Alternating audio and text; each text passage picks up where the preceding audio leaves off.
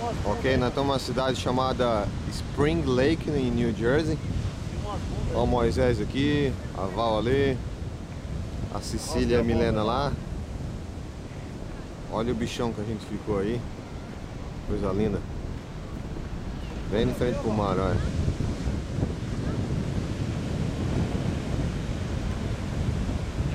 Olha a praia que bonita.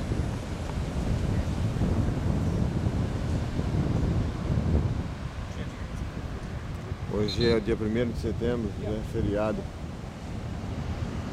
O pessoal tá todo mundo indo embora.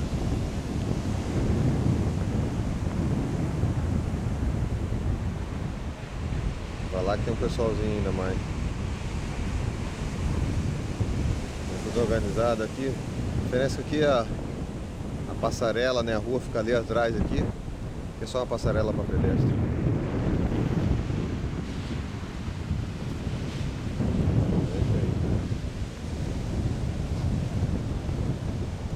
Um novo prédio. As casas que tem. Só mansão. Mansão atrai mansão.